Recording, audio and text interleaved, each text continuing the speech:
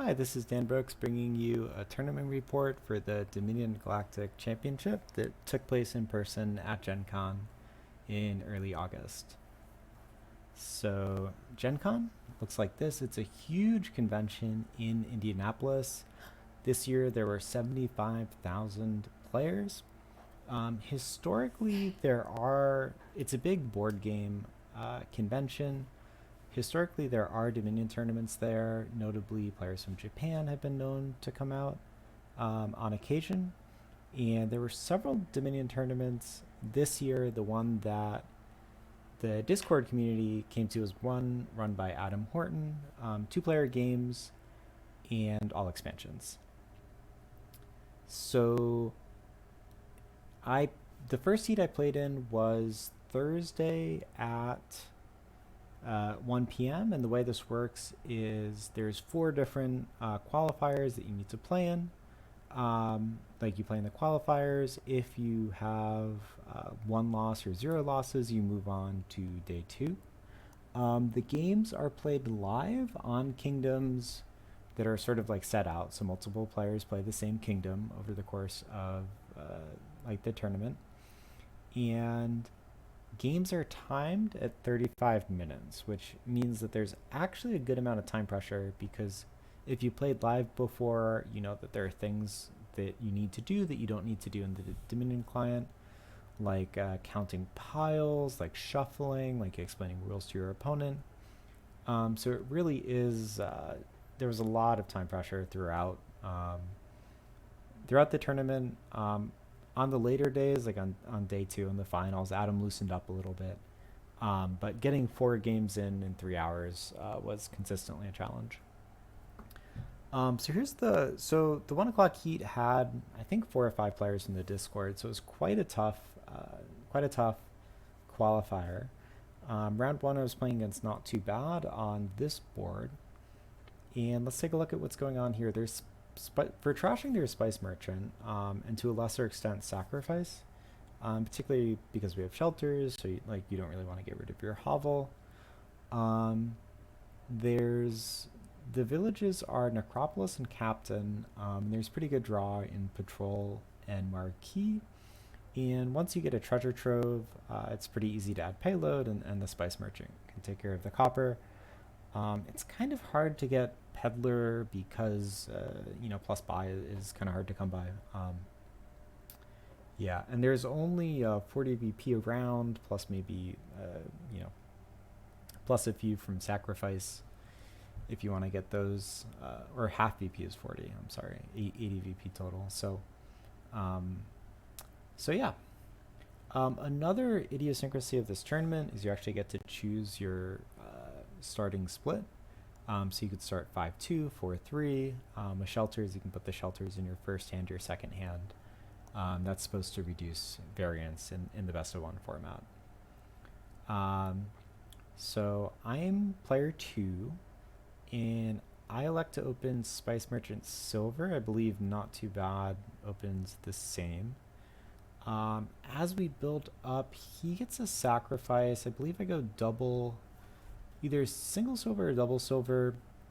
With Way of the Camel, one thing to note is we actually did not realize it was a shelters game until turn 3 or 4. So around turn 3, we shuffled the shelters into our deck, so we actually missed the first Way of the Camel. So, oops. Which I think worked out fine because you really don't you don't want to add too many gold on the first go round. So that actually wasn't the worst. Yeah. So as I said, so as we're building, very similar builds. Not Too Bad gets a sacrifice. I don't. I think I get an early patrol. Maybe Not Too Bad gets one as well. And then the area where we differ is okay, and then we both get a treasure trove around the same time. On the first play of treasure trove, we each discard, I believe, 2 gold from exile. The build differs a bit going forward. I get 3 captains, and Not Too Bad gets a captain and a marquee. And I really wanted to make sure that I had a that I had a village for my marquee. Um, and yeah, anyway, so that's a divergence. I think Not Too Bad might have sacrificed their Necro as well. Um, I get a hand where I have 8 coins. I think I play my patrol. I have 8 coins and a hovel exactly. And this is sort of a pretty big decision point as to whether I keep building with Marquis or whether I take the province, trash the hovel, which is kind of hard to get rid of because I can't, I don't have sacrifice. Um, and I decide to take the province, trash the hovel. I think without the hovel, I would build there. Um, and then, so Not Too Bad, like as player one, like then starts greening behind me. And so a turn or two goes by, and now we're in this spot where Not Too Bad has 3 provinces. I have 2 provinces, and I have 16 and 2 buys. Okay, so despite greening, I still have 16. Um, and essentially in this spot, the if Not Too Bad doubles, he has 5 provinces, which is essentially impossible for me to overcome because I would need 3 provinces and 4 duchies, which would take, on this buy limited board, that would take many turns to get to. But so if Not Too Bad doubles, I can't win. The really annoying thing about and normally, Not Too Bad would not double that easily because one captain, I think the Necropolis is gone. Um, so, really it's the deck doesn't double that much, but Not Too Bad happens to have the captain in play on duration. Um, this turn, so if the captain finds Marquis, then plays Marquis, it's a pretty easy double. Not Too Bad is about 19 coins in the deck. So I realize I just have to go for it. So I take Province Duchy. So now I have 3 provinces in a duchy. Not Too Bad has 3 provinces. Duration's the captain, doesn't have it in hand, draws into it, and doubles. Pretty much a mirror, like well played by Not Too Bad. The interesting decision point so I lose, and the interesting decision point is whether to take the province and green, and also like, did I really need 3 captains? Should I have gone? I probably should have gone 2 captains Marquis, tried to build a bit more treasure trove, but pretty much a mirror on a sort of moneyish board. Okay, second round was interesting. What's going on this board? So this is a board where the like stacking the starting decks matters a lot, because there is Way of the Squirrel, which lets you turn your Necropolis into +2 cards. So you can play Cursed Gold, play a couple copper, buy a 5 or a 6, and then draw 7 cards on turn 2, likely buy another 5 or 6, and so on. So that's like a pretty powerful, like this board is significantly more powerful when you get to choose your starting shuffle.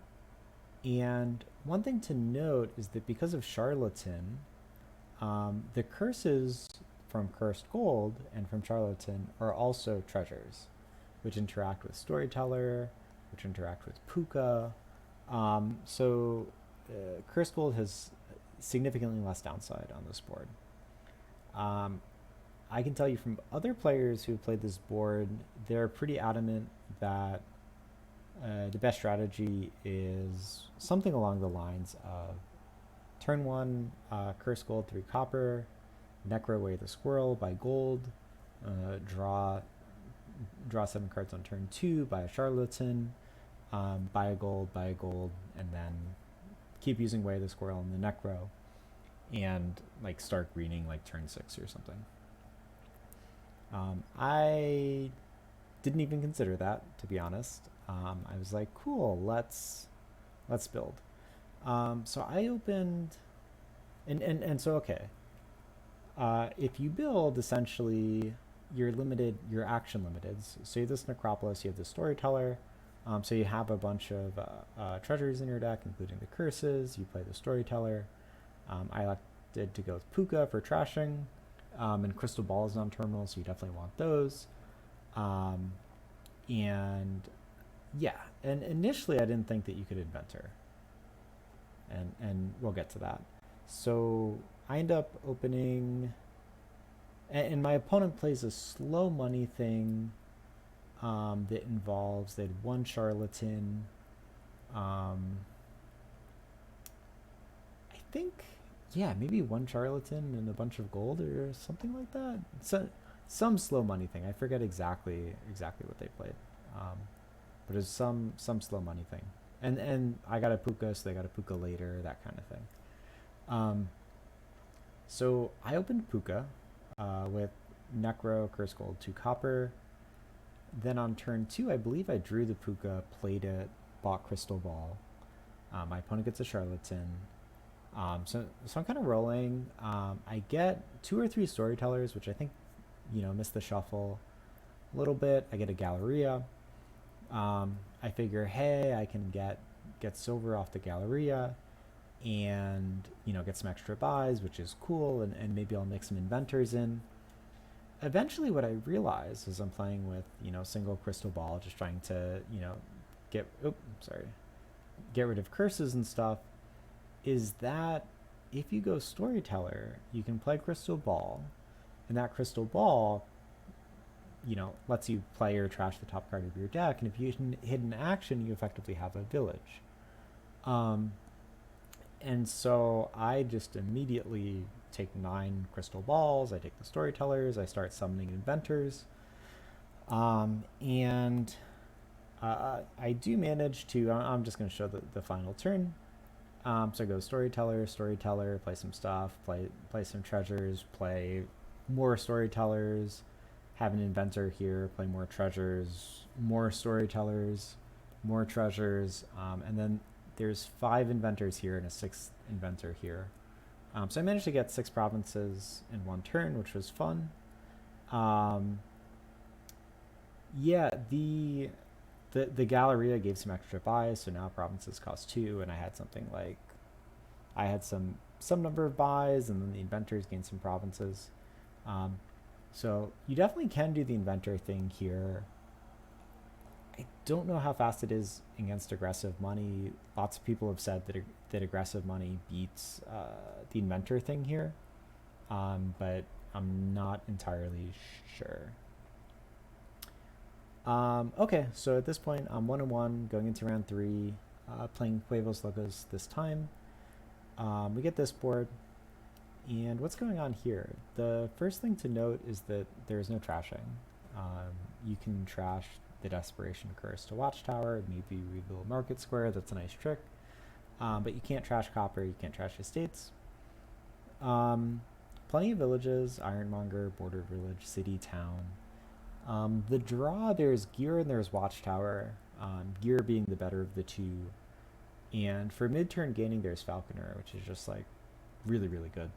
I think everyone who played this kingdom was like, wow, Falconer. I didn't realize how good Falconer was at first. So on player 1, I think for a while, and I wasn't sure, and I opened Watchtower, which in hindsight was a mistake. I'll get to why. Huevos, I believe, Huevos opens Cobbler Overlord. I think Cobbler is just a worse Falconer. So I have Watchtower. I do something weird, like buy, like Desperation, Trash Curse, buy Market Square, top deck Market Square, get a gold. Somehow I end up with a Market Square and a gold going into the second shuffle. And it's kind of cute, right? Like you get to do I get to use Desperation with Watchtower. I get to trash the Market Square. Kind of the problem here is that you really want your draw to be Gears and not Watchtowers. Watchtower just really doesn't draw. I ended up getting a third Watchtower later, and it was just not great. So anyway, like he is cobbler. I get a falconer. I get a bunch of ironmongers and stuff. At some point, I realize, hey, I made a mistake. Falconer is really the key card in this kingdom. Um, and I say, you know what? Let's do this. I'm here to play, and I pick up 5 falconers total. Um, so now I have 5 falconers. I think he has 2.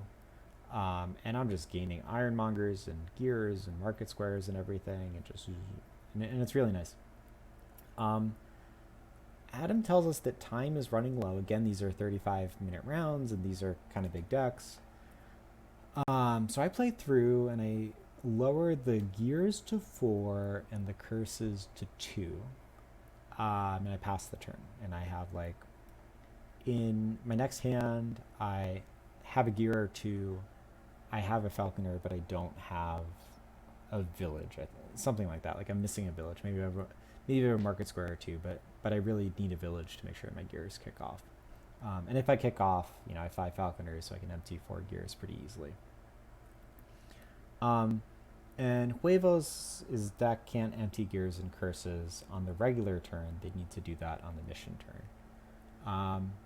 And so Huevos goes and states verbally, okay, my intention is to go for a tie. He's player 2. And my position here is pretty winning because all I really need to do is hold on to this falconer, wait till Huevos gains the last gear, and then I can grab an estate. And Huevos will grab the last gear on the mission turn, so there's no way to purchase points, and I'll win by 1. Instead, what I do is I gain an ironmonger. No, I gain a town mid-turn. Ironmongers are out already.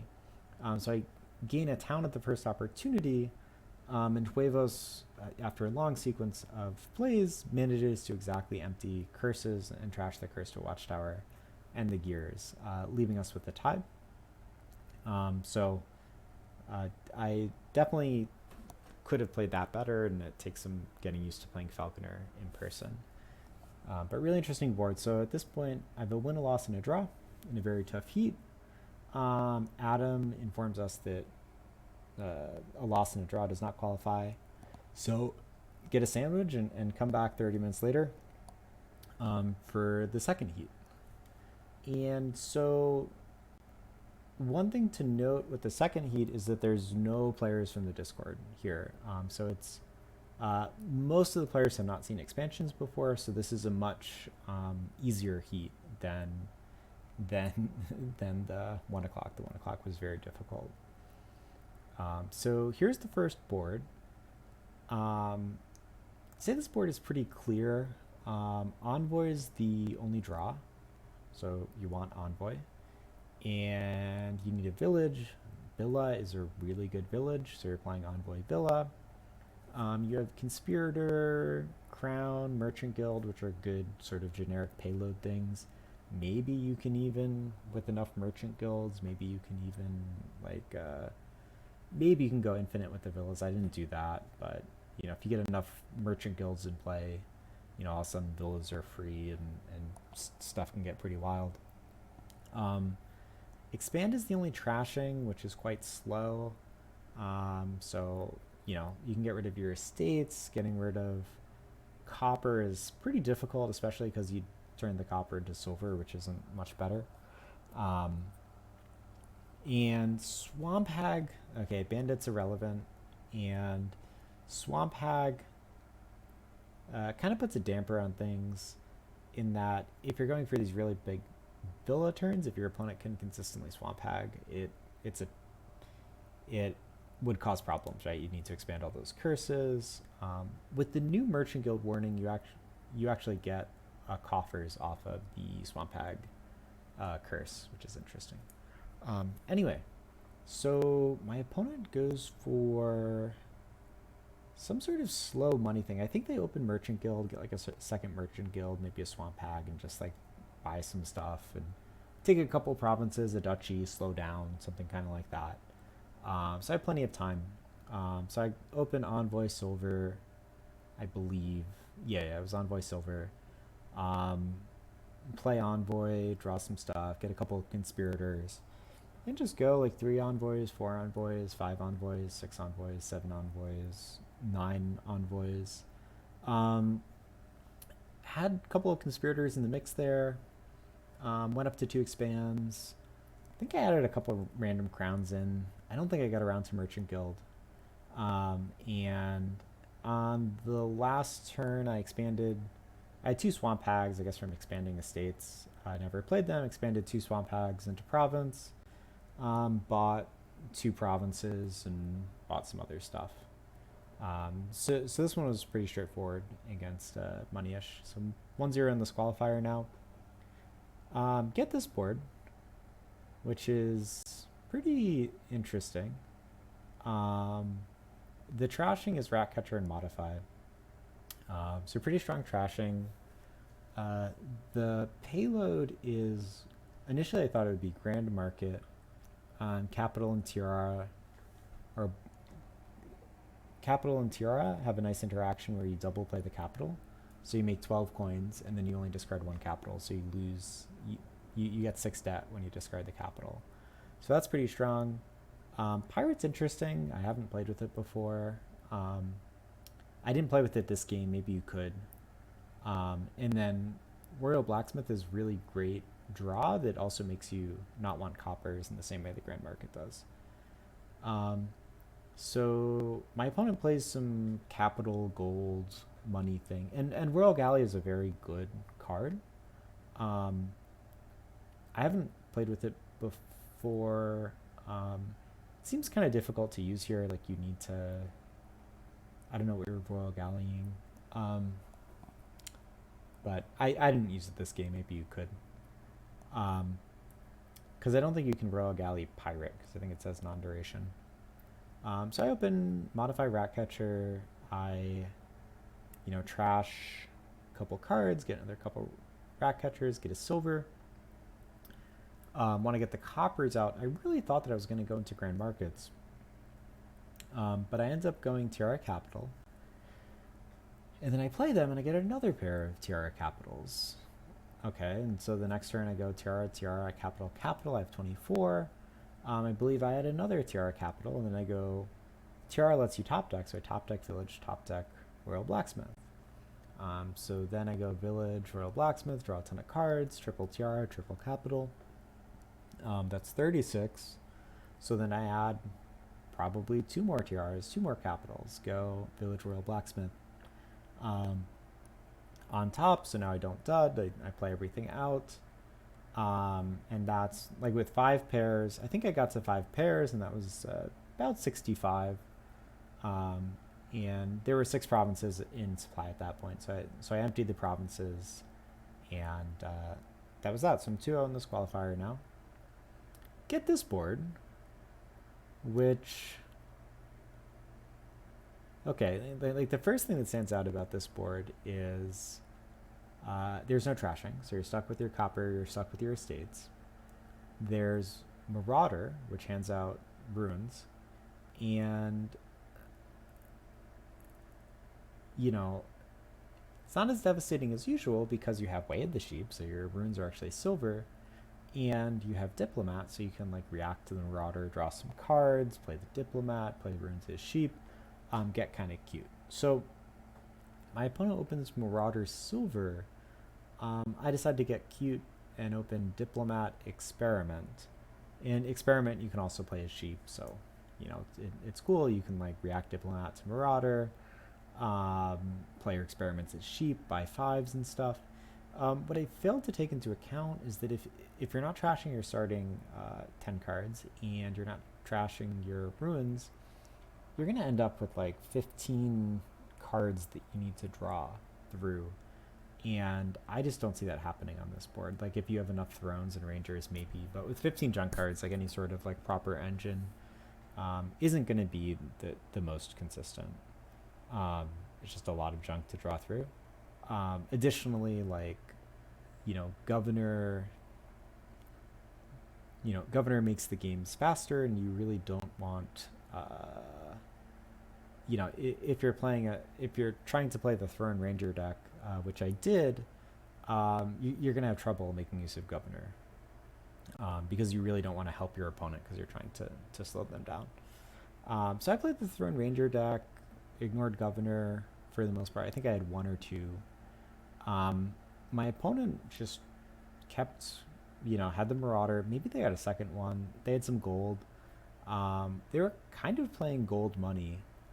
And I was just playing this really, experiments and throne rooms and rangers, and I had a couple islands, and eventually I realized, hey, like I need to score and I need to thin, so I'll just, make sure I have an island or two every shuffle. And my position was losing throughout this if my opponent picked up some governors and just, if they junked me with silver on top of the ruins, on top of the starting cards, I don't think my deck could have taken that.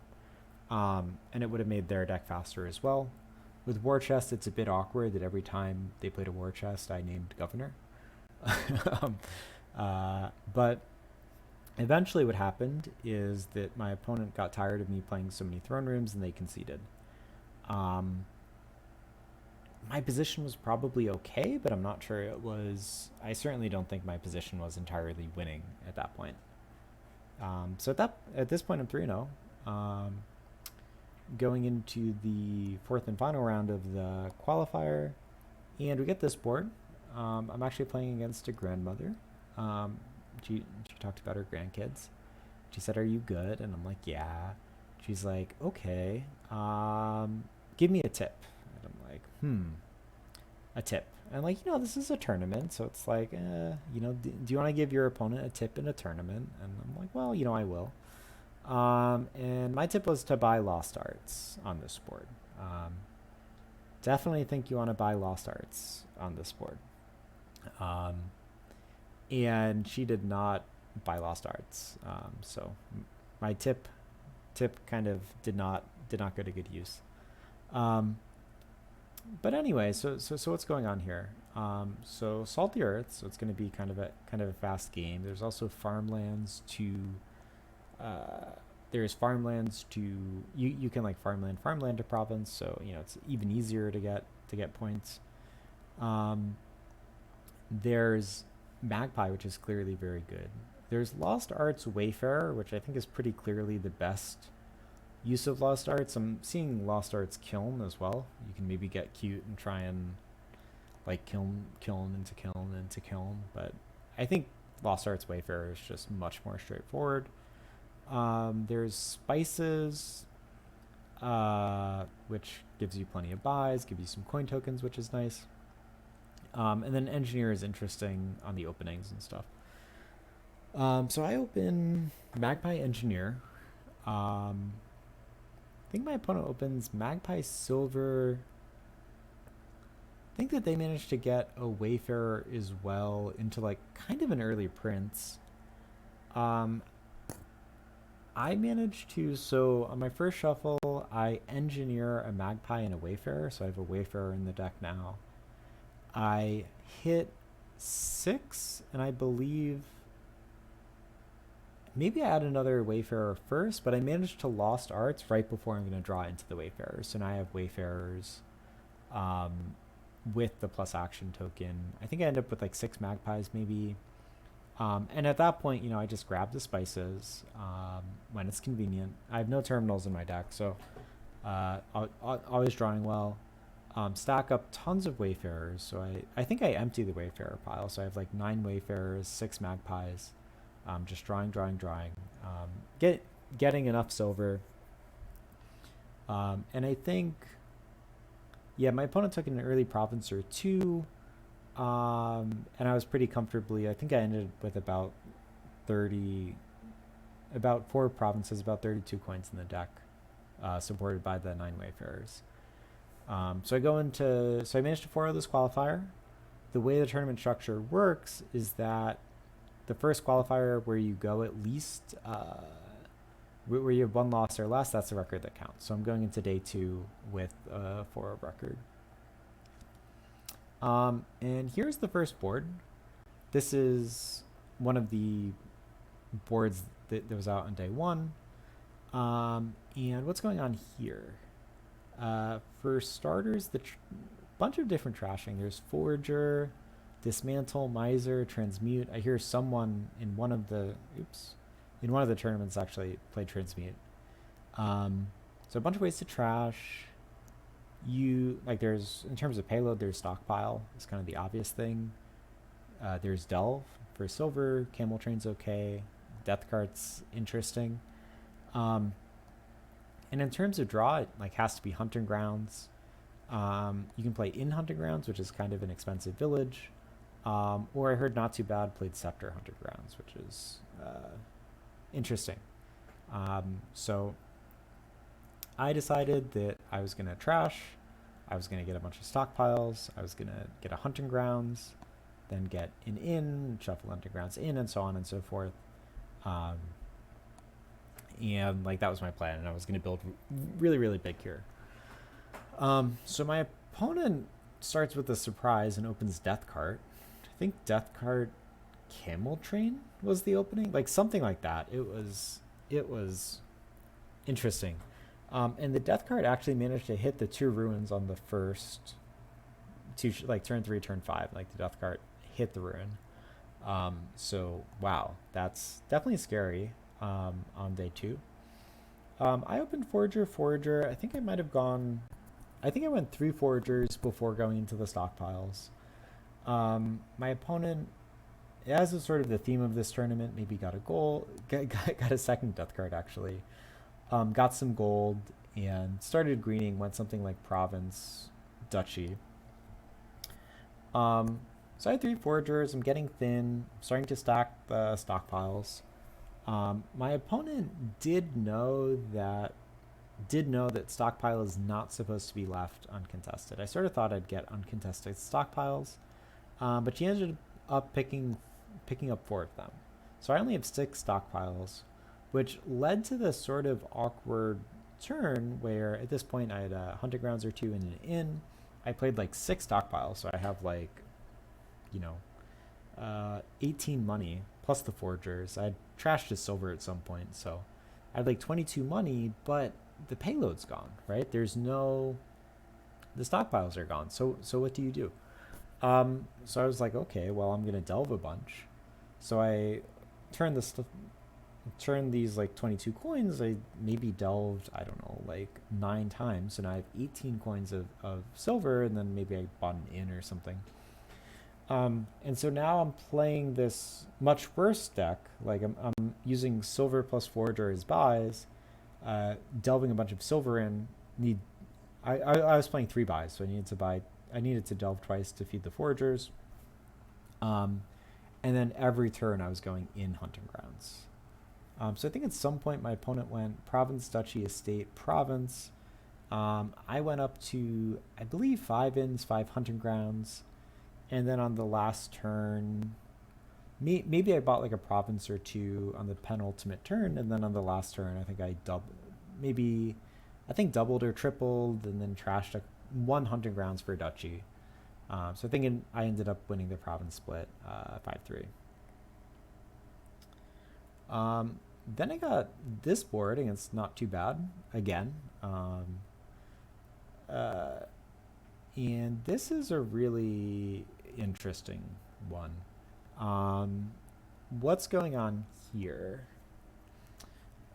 It's worth noting that you kind of want to keep your copper because you have Fountain, and you kind of want to keep your estates because you have Shepherd.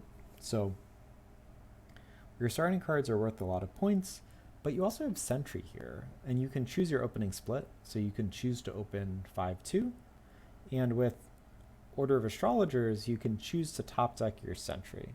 So you can buy Sentry turn 1, turn 3, top deck it, play the Sentry, trigger a shuffle, which is pretty powerful. I actually didn't realize the interaction between Order of Astrologers and Sentry. There's Groom, which is going to be super powerful here, right? There's a bunch of good forecasts you wanna gain. There's Shepherd plus Estates, and Groom also likes gaining Estates. And then you also have Village Green and Storeroom, so you can discard the Village Greens, or I'll just I'll just sequence the order of things you're going to do. You're going to get some grooms. You're going to gain a bunch of estates and shepherds and stuff. You're going to use the shepherd to draw a bunch of cards. You have a bunch of cards in hand. You use storeroom to filter your coppers away to get the cards you want. You're going to discard village greens, which give you actions. You can also set aside cards to have a bigger turn next turn for your shepherd. That's kind of like the theme, and it's quite strong. Also takes forever to play live. And the question is, do you want to trash, right? Like drawing sentry on turn 3 is one of the best ways to trash. In the game, is it worth it? And I claim no. Not Too Bad claimed no also, but did it anyway. After playing the game, I don't know. It's actually a really good question. Like, is it worth it? So I opened Groom Storeroom. I think I gained I forget what I gained. Maybe I gained a second Groom, Village Green Shepherd, gained some stuff. Not Too Bad, gained Sentry, top decked it. I ended up going up to, I think at the end I had 5 Grooms, I want to say. As the game went on. 2 Shepherds, so I was gaining a bunch of horses, 2 Storerooms, 2 Village Greens. And Not Too Bad just had less stuff. He had trashed out 3 coppers, but he only had 2 or 3 grooms, so much, I think he had 2 shepherds, 1 storeroom, 1 or 2 village greens. That Not Too Bad had less stuff. And then I ended up in this situation where I had 5 cards left in my deck. I really didn't want to dud. I knew that I had a storeroom in hand, so I could discard 4, draw 4. No village green, but I had 2 village greens in the bottom 5 cards of the deck. And I'm like, okay, I really don't want to dud. And that's the right idea, but I executed this quite poorly. I said, okay, I really don't want to dud. I want to hit a village green. I'm going to discard all 4 cards in my hand to guarantee that I hit a village green. And when I hit that village green, I'm going to play it. And then I'll play my other village green. And that's all well and good. But the mistake I made was, and this is, I think, really important in Groom Shepherd games, or Groom games in general, probably more so in Shepherd games, is that when I played the second village green, I actually triggered a shuffle. And I had both village greens and both storerooms in my hand, so they missed the shuffle. And yeah, that was really, really bad. I should have discarded less cards. I should have been really diligent to not trigger shuffle. Maybe take the dud, duration of village green, make sure I have a good turn next turn, give up this turn. But I triggered a bad shuffle. And I went from being really far ahead to dudding 4 times in a row, which was not good. And Not Too Bad, with the Sentry, it was very consistent and built out. And 4 turns later, it actually went to time in this case, just because this took so many actions to execute. And even after it going to time, Not Too Bad won by got 2 duchies and won by 2 points. So well played. Yeah, this was a really tricky one. I think that, and sort of the challenge with not playing Sentry, with not trashing, is that you need to be really, is that if you play Sentry, you get rid of the copper, you have a nice consistent deck, your shepherds are better, everything's better. I think objectively, it's probably better to go for the Groom Storeroom Village Green stuff, but you need to make sure your deck's well stocked with horses and stuff so it functions, because you're just gonna dud. And if you don't get it right, you're gonna dud, which is what I did. So, well played, Not Too Bad. This is his second time defeating me this tournament, and I'm gonna call this the quarterfinals. I think there were 5 people left in the tournament at this point, and maybe more. But I think at this point it's pretty much all Discord people. And this is the board, and at this point, all the games are on Design Kingdoms by Adam. So this is a kingdom that Adam has designed and play tested and all of that. And it has Bureaucrat in it. Um, and wowee, this is an interesting kingdom. And okay, so the joke is that it's sort of like a base set kingdom with chapel and a bunch of like money-ish stuff. Um, and the real question is gamble, right? Like we have 8 terminal actions. If you gamble, you can play a bunch of actions, and there's bridge. So if you play a bunch of bridges, you can empty the provinces, and wouldn't that be nice? And the question is, well, can you do this? And it's like, so you can do this, right? Like clearly you can. Um, and the way Adam sort of designed this kingdom, his idea was you buy a vault. So you buy a vault, you drop to 6 cards in hand, you discard a bunch of cards, you gamble, and then you have a bunch of bridges that you play. But the problem with that is vault bridge kind of doesn't work. You play vault, you discard bridges, you have 6 coins. If you have a chapel, if you have other stuff in your deck, like you're just kind of going to run out of money and you're not going to be able to play enough bridges, because you actually lose 1 coin every time you play a bridge. You pay 2 to gamble, and then you lose it on the bridge. So sort of the trick is that you need villain. You need coin tokens to make this all work. And Adam proposed monolithic vault bridge villain. And okay, we didn't know this during the tournament. I talked with Adam after. And his idea is, okay, like now you play a couple villains, or you play a villain or two, you get some coin tokens, and then you go for just vault bridge. And he claims that this is turn 12. To me, that looks really dicey. In that, like, if you misbuild that deck at all, it seems like it just does nothing, right? Like, if you have a vault and some bridges and a villain, and you, I don't know, like, try and play the villain. Oh, sorry. And you try and play the villain, and, like, I don't know. I can see that deck just not doing anything.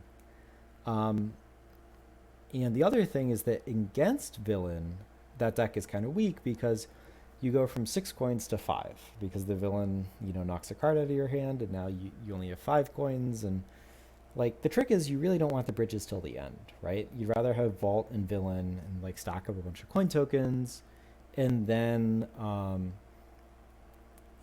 go for the bridges later.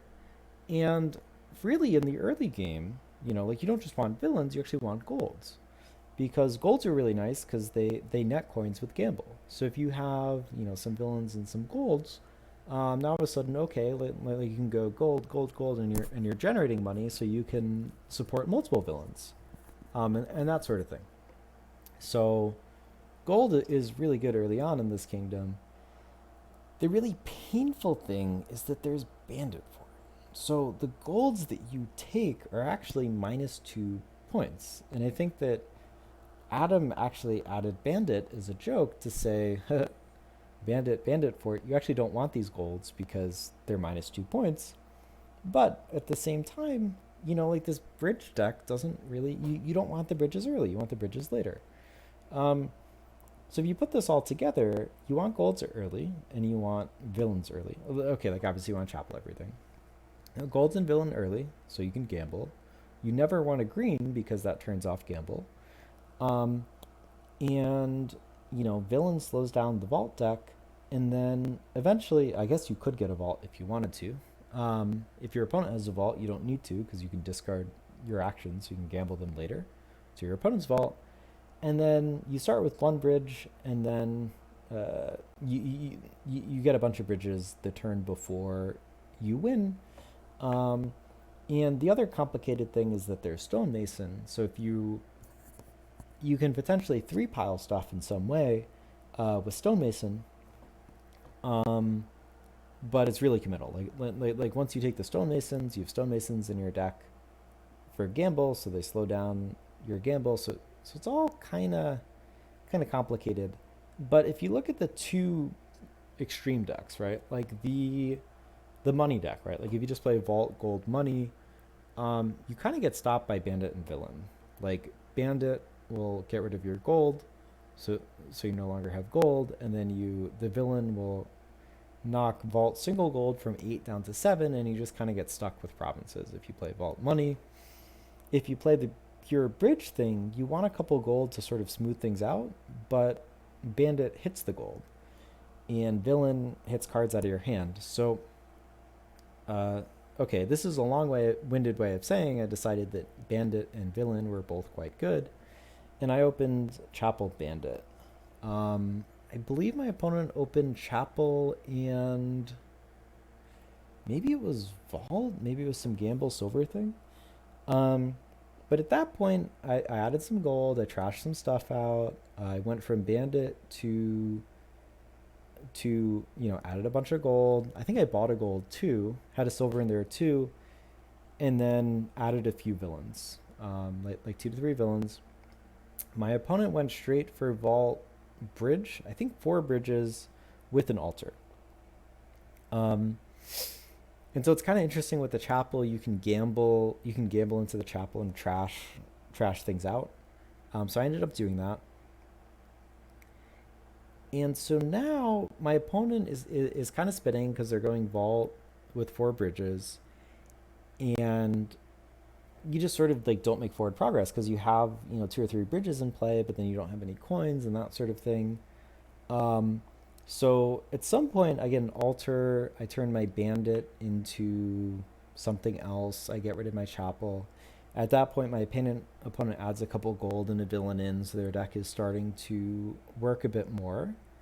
And I have 3 villains and a bridge, and I stack coin tokens. I go 0 coin tokens, 6 coin tokens, 12, 18.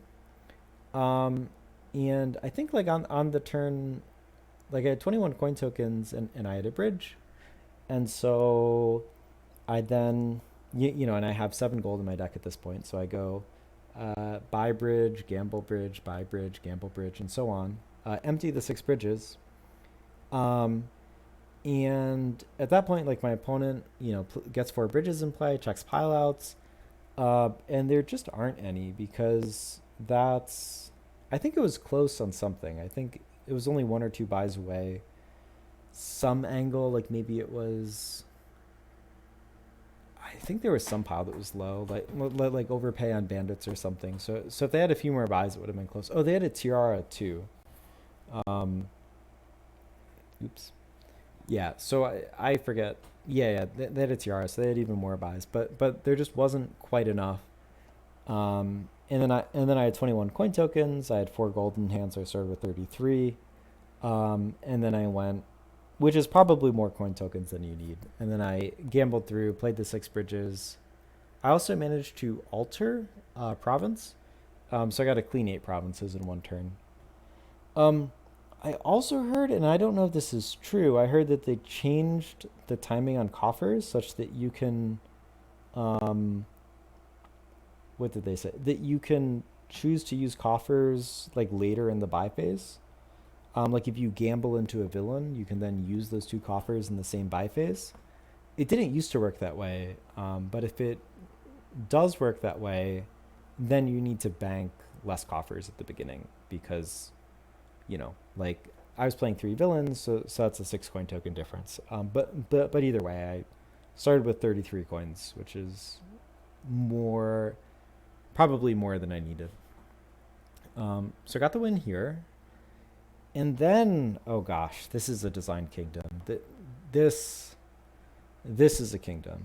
So talking to Adam after the match, he said the intention of this kingdom is, well, you have attacks like Witch and Cultist, so you give out some junk, and Swindler like actually isn't even that good because you have Tomb, and you like I guess Miser is like threatening with Seaway Miser is very good, and I think kind of the joke here is that you're supposed to get rats later on in the game, and so later on you have this deck full of crap, and like you add some rats in, and all of a sudden you turn your decks into rats, and the rats are gaining a bunch of points and protecting you from Swindler and Barbarian and all of that. So yeah, and Adam play tested this, and decided that it was fun and interactive and really cool. One thing that Adam did at the last minute, like after playing testing this kingdom a bunch, is add cultist in. And yeah, cultists change things a lot. I'll say that. Like adding cultists to this kingdom changes the dynamics hugely. I think Adam said without cultist, you want to go for Seaway Miser stuff. Like it's just really, really good. You get rid of your copper. You can get misers up to 6, 7, 8 coins, and you're making tons of money, and you have islands and hunting lodges and all of that. But I'll say cultist changes this quite a bit. I was playing against Severy here. He had player 1, and he said, "Do you see it?" And I was like, "Do I see what?" Like there's a lot of things going on here. And he's player 1, and we get to choose our starting shuffle. And we each choose 2-5. So he opens Hamlet, I open Hamlet. And then he hits 5 and goes Seaway Rats. And I'm like, oh gosh. And then I see it. The problem here is that, if you open rats, or like if you have rats, you can trash your starting cards. And eventually you'll have hands where you draw 5 rats, right? And you can go through your deck and trash 5 cards. And because of Seaway, you can gain 5 more cards. And so essentially you're gaining 5 points a turn pretty quickly. And that's actually fine without cultist, because you can pile the rats very quickly, you can pile the curses very quickly, and you can pile the coppers not so quickly, because in order, you can have uncontested, you'll have 20 rats, so you have 20 buys, 21 buys. But in a 2-player game, you have 46 copper, so it'll take, to lower the copper to 21, 5 at a time will take you, how many turns is that? Like 4 turns or something. And then the 5th turn to empty everything, so it's like 6, buys you 6 turns to get through all the copper. The problem with cultist is it introduces this ruins pile. And now all of a sudden, if you have 20 rats with plus buy, you have 21 buys. The rats pile is empty, the ruins pile is empty, and the curse pile is empty. I didn't realize this until later in the game. I thought it would have to be copper. But I decided that Severy was right, and I mirrored Seaway Rats. So, yeah, and then Severy elected to play mostly a straight Rats strategy, got some unfortunate shuffles. I think Rats, Sombrero to miss the shuffle. Severy got a hunting lodge, some experiments, mostly rats, maybe a silver. I decided to try and play a real rats deck, like knock over 20 rats, I took 2 hunting lodges, I had 2 silvers, I had the Hamlet. And so I tried to play a real deck that was playing 6 rats a turn instead of 5. And it worked out. It worked. Like I was playing 6 rats. I never. There is some risk of missing a hunting lodge, or having your rats hit a hunting lodge blind. Those draws never came up, so I got fortunate draws. And yeah, and then the rat split ended up going 14 rats for Severi, 6 for me. And at this point, Severi has 15 buys and has a points lead because he's been playing more rats. So he starts taking the curses. And at this point, I realize I'm in a really tough spot because he has pile control. He can lower the curses as much as he wants and then buy up to 15 of these cards together. And I I need to have a points lead, because you know, because his deck is all rats, so he's getting 5 points a turn every turn. That's what he's doing. No flexibility.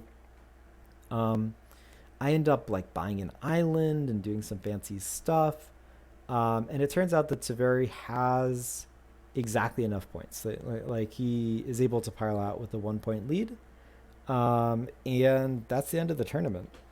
Honestly, a really fun way to go. Like this is a pretty cool board, and I think other people played this board and didn't see the rats thing. So really big props to Severi for finding this really cool rats pile out. And he ended up winning the tournament. I have a video of the last match on my YouTube channel as well. So be sure to check that out.